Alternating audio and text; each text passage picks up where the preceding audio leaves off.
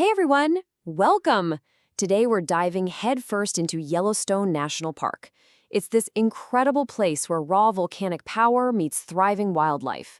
We're going to explore the amazing science that makes Yellowstone tick and, importantly, give you the lowdown on how to plan your own trip to see it all safely and smartly. Wow, right? Just take a look at this. Grand Prismatic Spring. It gives you a taste of the almost otherworldly beauty you'll find in Yellowstone. You know, this place was set aside way back in 1872, making it the world's first national park. And the main reason? These mind-blowing geological wonders. It's literally a landscape bubbling with energy. Okay, here's how we'll break it down. First, Yellowstone as a land of wonders. Then, we'll peek at the fiery heart underneath it all. After that, the famous geysers, springs, and those wild colors. We'll see where the science happens right in front of you, and wrap up with how to explore Yellowstone smart and safe. All right, Section 1, Land of Wonders. We're talking about discovering a true geological marvel that's just bursting with life. You know, people have been connected to this land for a long time, over 11,000 years of Native American presence. Then came 1872, a huge moment when it became the first national park. Management has changed hands over the years. The U.S. Army ran it for a while, cars were allowed in 1915, then the National Park Service took over in 1916. And ecologically, big things happened too, like bringing wolves back in 1995. It's a place with deep roots and it's always evolving. Moving on to Section 2, the fiery heart below. Let's dig into what's really driving all this activity. The massive volcanic system, the supervolcano deep beneath the surface. So a huge part of Yellowstone actually sits inside this giant feature called the Yellowstone Caldera. Imagine a massive depression in the ground, roughly 30 by 45 miles across. It's what's left from an absolutely enormous volcanic eruption about 640,000 years ago. But here's the kicker, the gigantic magma chamber underneath. It's not dormant. It's still very much active today. And because that pool of molten rock, that magma, is relatively close to the surface compared to other places on Earth, its heat has a much bigger impact up here. That closeness is what makes Yellowstone one of the most geologically active, dynamic spots on the planet. It's the engine driving pretty much everything spectacular you see. The geysers, the hot springs, the whole shebang. Which brings us nicely to Section 3, geysers, springs, and those wild colors. This is where that intense underground heat meets water, creating Yellowstone's signature hydrothermal features. Get ready for this number. Yellowstone has more than 10,000 individual hydrothermal features. 10,000. That's the biggest concentration anywhere on Earth, by far. It's just incredible, isn't it? All packed into one park. So what exactly counts as a hydrothermal feature? Well, basically, it's anything you see on the surface that's caused by water heated deep underground. We're talking bubbling mud pots, those hissing steam vents called fumaroles, colorful hot springs, and yeah, the geysers. And the heat is intense. Take North Geyser Basin. It's the hottest and oldest thermal area, and they've measured temperatures down below hitting a scorching 459 degrees Fahrenheit. Whoa. Now, the real superstars for many visitors are the geysers. Think of them as hot springs with a special kind of underground plumbing system. Pressure builds up and then, whoosh, they erupt, launching water and steam high into the air. And Yellowstone? It's basically the world capital of geysers. It has over 500 active ones. That's more than half of all the known geysers on our planet, right here. And of course, there's the icon, Old Faithful. Now, it's not perfectly punctual like an old train schedule, but its eruptions are pretty darn reliable, predictable even. The Park Service actually posts estimated eruption times. Right now, it averages around 102 minutes between shows, give or take about 10 minutes. Definitely grab the NPS app or swing by a visitor center to get the latest prediction times when you're there. It really helps plan your day. Okay, shifting gears visually, look at Mammoth Hot Springs. These incredible terraces look almost like a flowing sculpture, right? They're different from what you see in the geyser basins. Instead of silica, these are made of travertine. That's calcium carbonate. Hot water bubbles up, deposits the mineral, and builds these layers over time. And here's something interesting. Mammoth is actually located outside the main Yellowstone caldera. The heat probably travels up through cracks or faults in the rock from that main magma system deeper down. Pretty cool. Ever look at those crazy bright colors in springs like Grand Prismatic and wonder, how is that even real?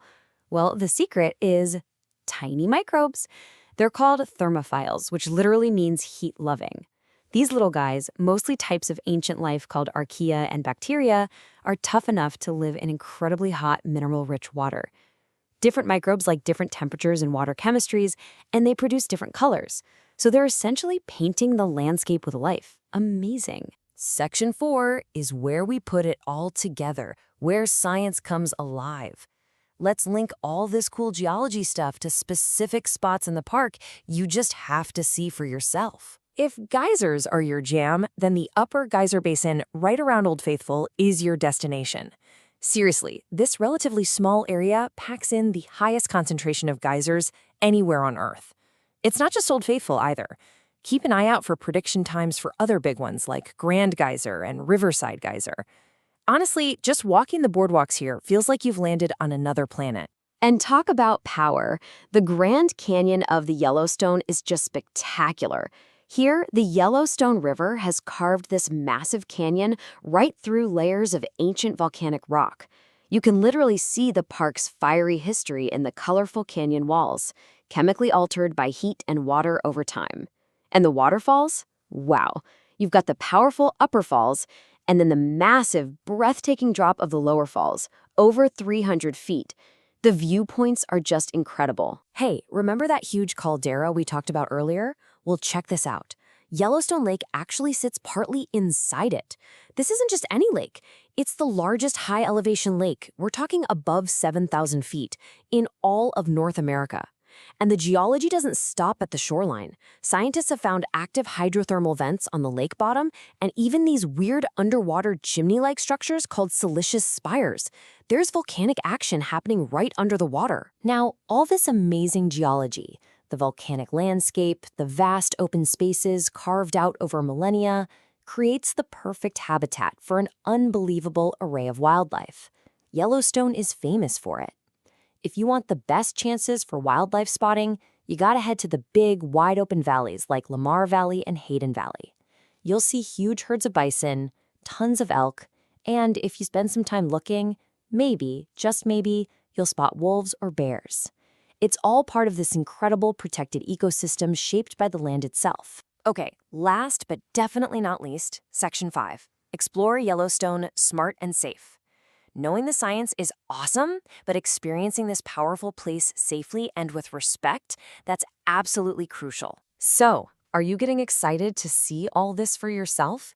Yellowstone is truly unforgettable. But to make the most of your trip, and more importantly, to stay safe, a little planning goes a long way. Let's cover the key things you need to know. First things first, plan ahead. Your trip really starts before you even leave home. Make the official Yellowstone website, nps.gov/yell, your best friend, and definitely download the NPS app. These are the places for up-to-the-minute info on alerts, road closures, what's open, ranger programs, everything. Remember, roads close for winter, usually starting around early November, and they open back up gradually in the spring, usually late April into May. Always expect potential delays from weather or roadwork. Here's a big one. Yellowstone is super popular. You need to book your lodging or campsites way in advance, like months, maybe even a year out. Seriously. And finally, you'll need an entrance pass, either the standard $35 weekly pass per vehicle, or think about getting the America the Beautiful pass if you visit other national parks too. Okay, wildlife safety. This is non-negotiable. Know these distances by heart. For bears and wolves, you need to stay at least 100 yards away. Think of a football field. That's the kind of distance we're talking about. For all other animals, including bison and elk, and listen, bison injure more people than bears do. Keep a minimum distance of 25 yards. When you spot wildlife, use the designated pullouts along the road. Never, ever stop in the middle of the road or block traffic. These are wild animals, folks. They're unpredictable, and giving them space is key for everyone's safety. All right, let's hammer home a few more essential safety rules. When you're in the thermal areas, the geyser basins, hot springs, stay on the boardwalks or marked trails. No exceptions. The ground around these features can look solid, but it might be just a thin crust over dangerously hot water or mud. It's incredibly dangerous for you, and walking off trail damages these fragile natural wonders. Also, never ever feed or try to get close to any wildlife. It's bad for them, it's dangerous for you, and it's illegal. And remember, this is bear country. The best practices? Hike with other people. Make noise now and then. Talk, clap, sing, let bears know you're coming. Carry bear spray where you can easily reach it. And, this is critical, know how to use it correctly before you need it. Practice. And always store your food securely so you don't attract bears or other critters. You know, a sight like this, these massive bison just casually walking through a steaming landscape, it really sums up Yellowstone, doesn't it? It's wild, it's powerful, it's constantly changing. It's a powerful reminder of the untamed nature you get to experience here. So there you have it. Yellowstone really is this incredible living laboratory, a place that's always in motion, sometimes even a bit dangerous, and truly a treasure for the whole world. We all have a part to play in protecting it. So go explore it, be filled with wonder, absolutely soak it all in, but always do it with respect for the place and with safety as your top priority. So, the question is, what amazing things will you discover on your Yellowstone adventure?